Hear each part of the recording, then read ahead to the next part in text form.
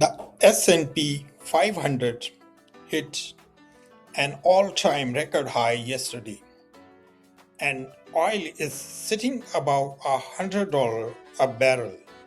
At the same time, someone is very wrong.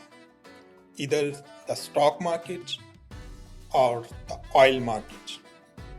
And today, I want to tell you which one. Here are the two numbers you need to hold in your head simultaneously. 1. Brent crude closed above $101 a barrel. That is still well above pre-war levels. 2. The S&P 500 and Nasdaq hit fresh record highs this week. Stocks celebrating, oil refusing to fall. That's not a normal market signal. That is a contradiction. And contradiction in markets always resolve. The question is, which direction? Here is the context. President Trump extended the ceasefire with Iran indefinitely on Tuesday. Markets cheered. But here is what didn't change.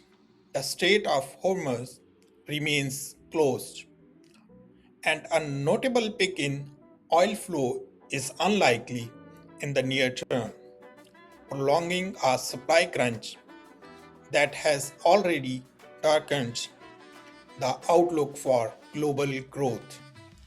Let me give you the scale of this disruption. Global oil global oil supply fell by 10 million barrels per day in March alone, the largest disruption in history. According to the IEA, the IEA's own head called the greatest global energy security challenge in history.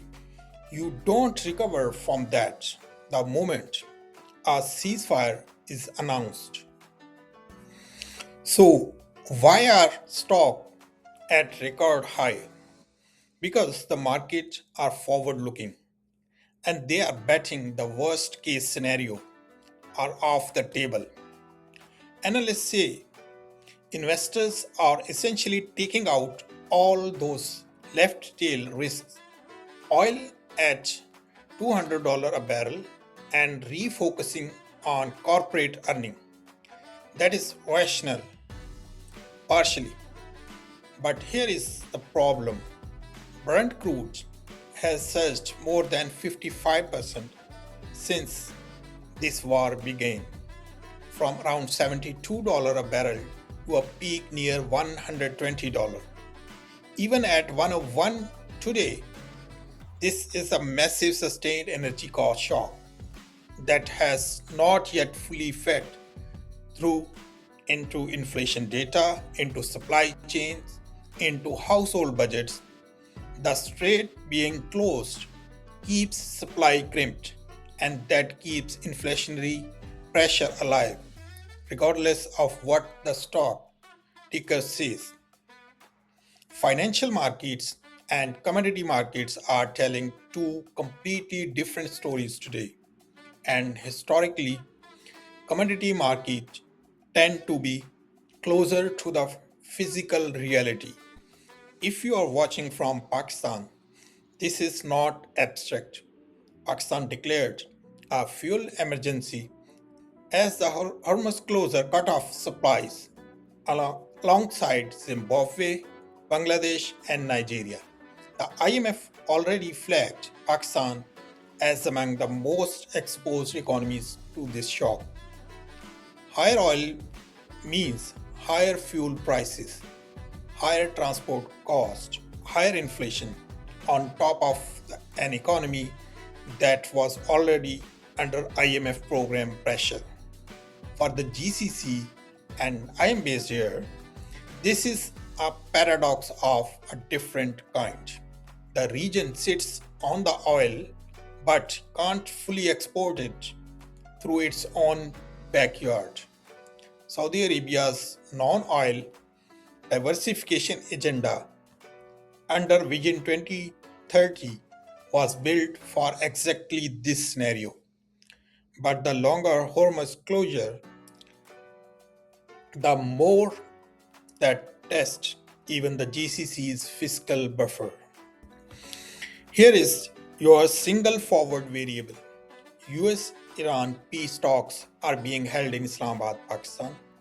That is where the ceasefire's fate is being negotiated right now. If those talks produce a Hormuz reopening agreement, oil falls, inflation expectation resets, and stocks get confirmed.